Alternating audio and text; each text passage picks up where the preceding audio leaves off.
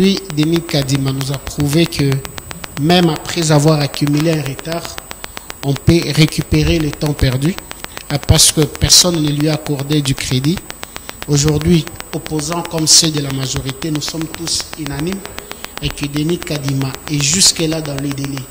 À l'allure où vont les choses, aujourd'hui c'est l'électorat présidentiel qui est convoqué depuis le 9.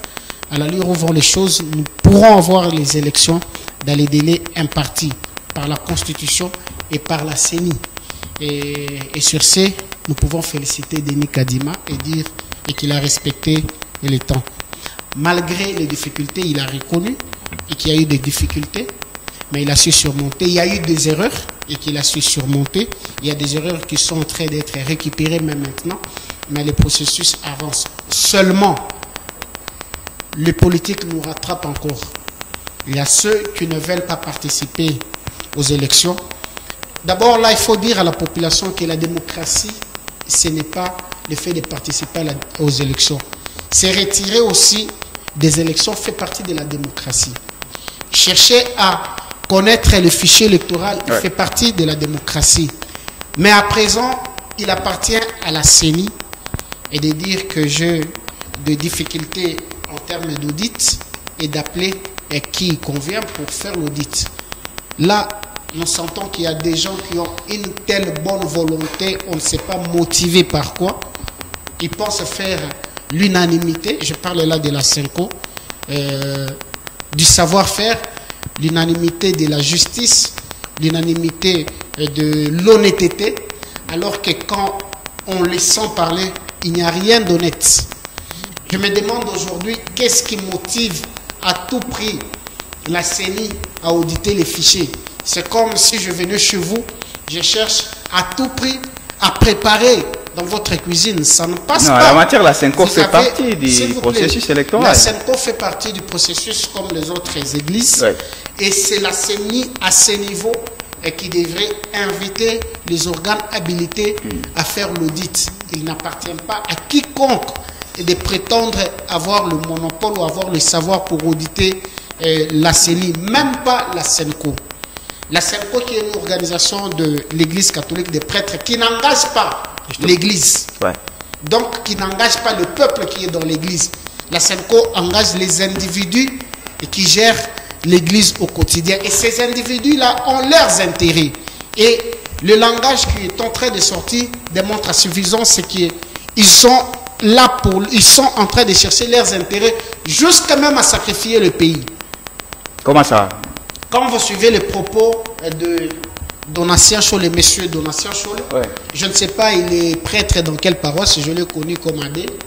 Et récemment, il a été nommé monseigneur, mais je ne l'ai jamais vu diriger un culte. Je ne sais pas comment ils appellent ça chez eux. Célébrer un culte. Donatien Cholet dit qu'il y aura le chaos. Comment?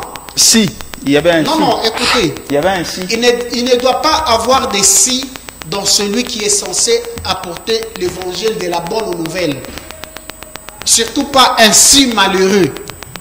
Monsieur Donatien Cholet aujourd'hui est un prophète des malheurs parce que ses intérêts ne sont pas servis.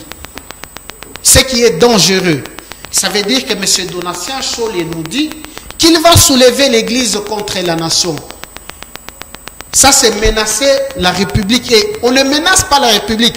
Moi, si j'étais aujourd'hui le numéro 1 des renseignements, j'allais interpeller M. Donatien Cholet, n'en déplaise aux autres, parce qu'il n'est pas intouchable, et il est d'abord citoyen congolais comme tout autre citoyen. Merci. Il a un devoir de réserve qu'il en abuse. Voilà, merci. Je répète la citation de Donatien Cholet. Si la CENI ne comprend pas la pertinence de notre insistance pour renforcer la confiance au sein de la population, je crois qu'elle fasse le lit d'un environnement fertile pour une révolution qui n'attendra qu'un leader courageux. Ça veut dire qu'il connaît Célie.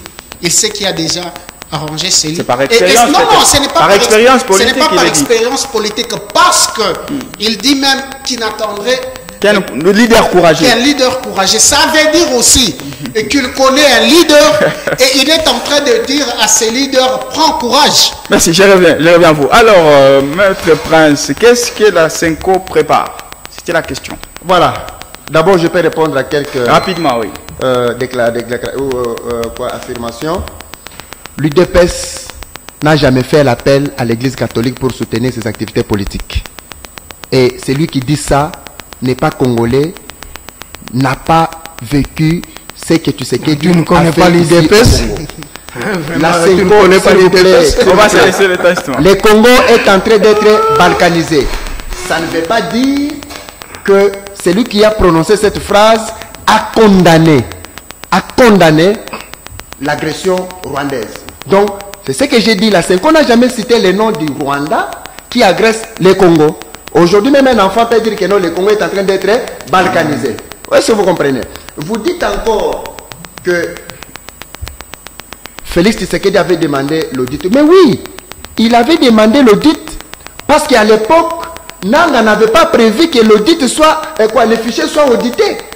C'est pourquoi l'opposition a fait des bruits pour que les fichiers soient audités. C'est pourquoi l'organisation de la francophonie, on appelle ça comment? L'OIF était venu auditer, mais c'était normal. Mais aujourd'hui, est-ce que la question est d'actualité? Mais nous disons non. Mais c'est déjà une jurisprudence. Les fichiers déjà audités, mais vous faites encore des bruits pour qu'on puisse encore revenir, alors que le calendrier électoral ne les prévoit pas. La question, la raison, c'est quoi politiquement? La Senko et certains opposants voudraient assez qu'on ne puisse pas aller aux élections, qu'on puisse organiser, convoquer les dialogues, et que, à travers les dialogues, certains opposants qui étaient en mal positionnement puissent avoir de la place. Mais aussi, vous parlez de qui d'abord? Parce que quand on parle de l'opposition aujourd'hui, Moïse Katumbi était au gouvernement, il a quitté le gouvernement. Non, il a quitté le gouvernement. Là, je cite... Les FCC n'est même pas concerné. Non, je cite Martin Fayoulou. Martin Fayoulou cherche le dialogue. Non, mais voilà, il est là. S'il vous plaît. Mais c'est lui, il a proposé même un plan de la sortie de la crise. Où lui-même s'est placé au-dessus des institutions. Ça, c'était avant. Mais ce n'était pas avant. C'est le même plan qui continue jusqu'à aujourd'hui. Allez visiter les ambassades qui sont en République démocratique du Congo. C'est le même plan. Il prononce les discours de respect des délais constitutionnels, mais derrière ces discours-là, ils ne veulent pas des élections.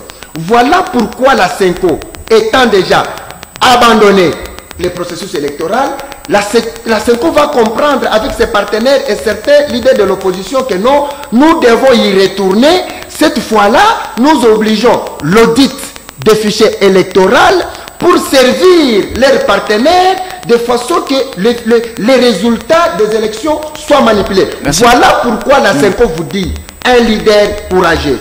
Ils ont déjà un plan. Ces leaders-là, Cholet les connaît.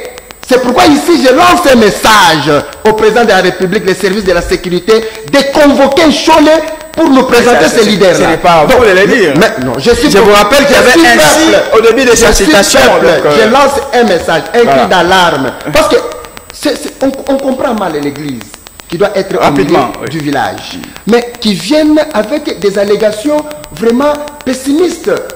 Et une église qui prône de la mort, des chaos. Merci. Alors que c'est pourquoi vous avez vu Dodo Kamba, un véritable pasteur. L'homme qui maîtrise la Bible.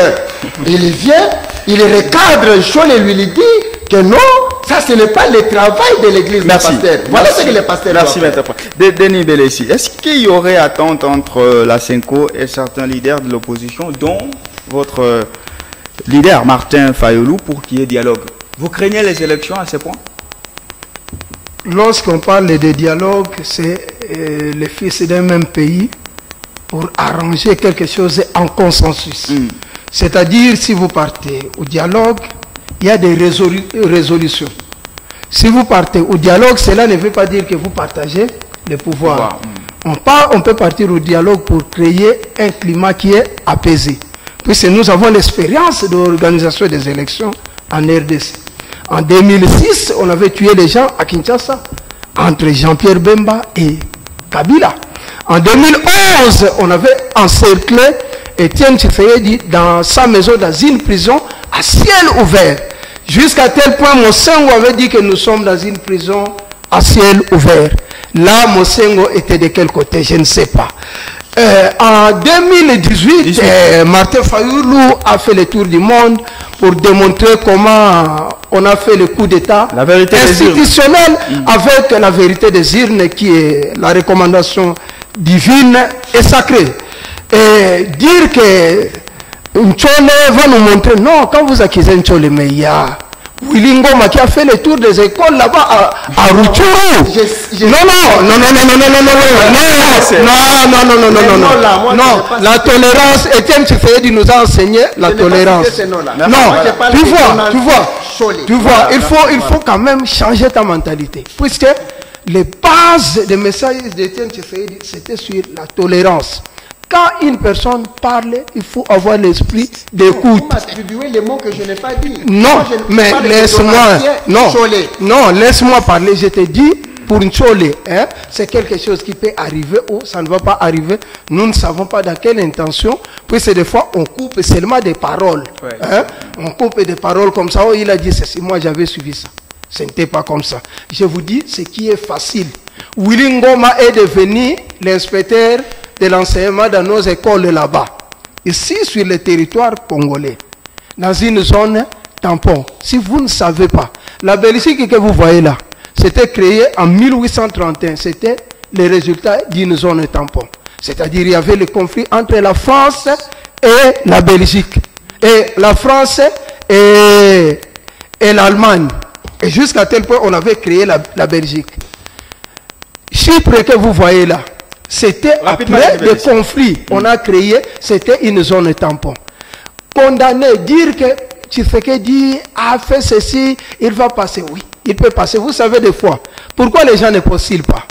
Il y a d'autres personnes qui refusent de postuler vu l'état actuel qui se trouve notre pays. Accepter de devenir président avec ce pays qu'on est en train de balkaniser. Nous sommes ici à Kinshasa. Mais Willy Ngoma a fait les tours là-bas, ce n'est pas facile. Merci. Savez-vous, je lui donne d'abord une expérience d'Etienne Tshisekedi.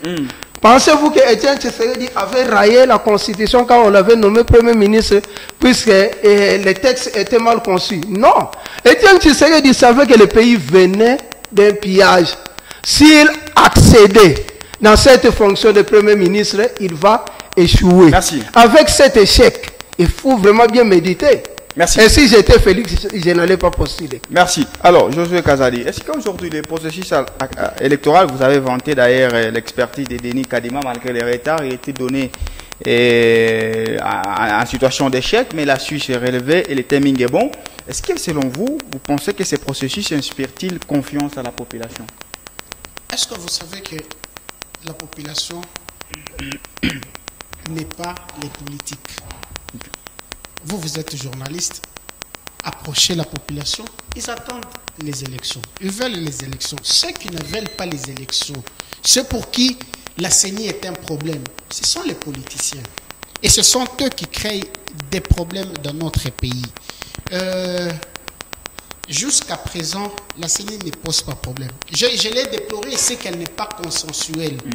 Mais là, on voit que le consensus est refusé par les autres. La CENI a approché certains leaders politiques, pas pour répondre impérativement à leurs injonctions, pour échanger des vues. Il s'est avéré que les autres, parce que la réponse n'était pas favorable, ils ont refusé. Mais la CENI, dans ses échanges avec ces personnalités, elle s'est auto-critiquée. Ouais. Ces gens-là, ils ont présenté leurs avis et considérations. Pourquoi ils ne rentrent pas à leur base pour dire nous avons parlé ceci, nous pouvons aller avec la CENI ou nous ne pouvons pas aller. Les politiciens congolais est caractérisé par le négativisme.